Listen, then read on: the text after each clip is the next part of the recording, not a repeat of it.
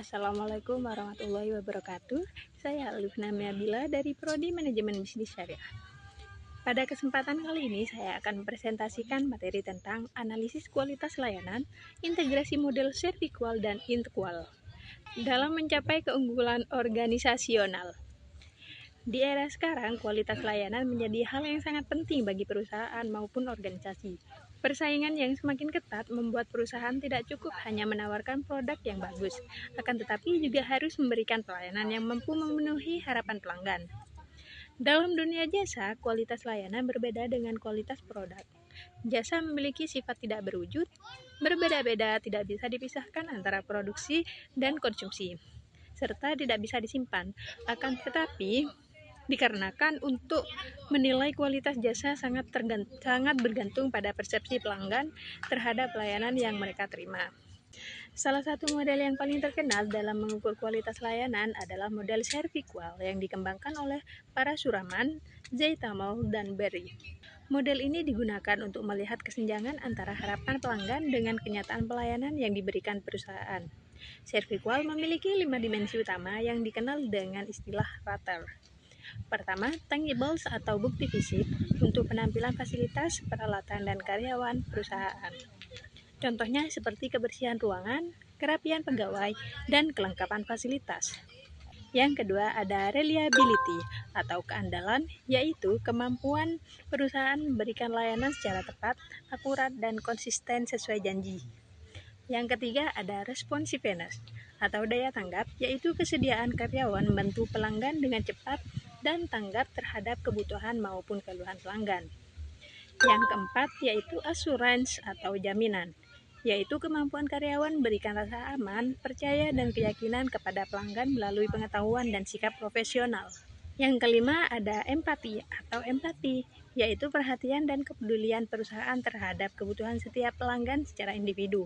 Selain 5 dimensi tersebut, servikual juga menjelaskan adanya 5 kesenjangan atau gap yang dapat menyebabkan kualitas layanan menjadi buruk. Misalnya, perusahaan tidak memahami harapan pelanggan, standar pelayanan yang kurang jelas, kinerja karyawan yang tidak sesuai standar, hingga komunikasi perusahaan yang terlalu berlebihan sehingga harapan pelanggan menjadi terlalu tinggi.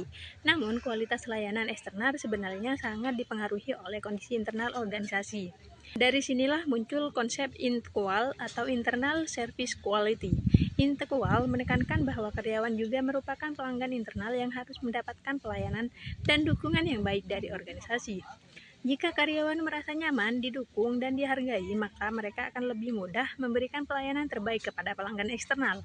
Menurut Hollowell, terhadap beberapa komponen penting dalam kualitas layanan internal, seperti kelengkapan peralatan kerja, kebijakan prosedur yang jelas, kerja sama tim, dukungan manajemen, komunikasi yang baik, pelatihan, serta sistem penghargaan bagi karyawan.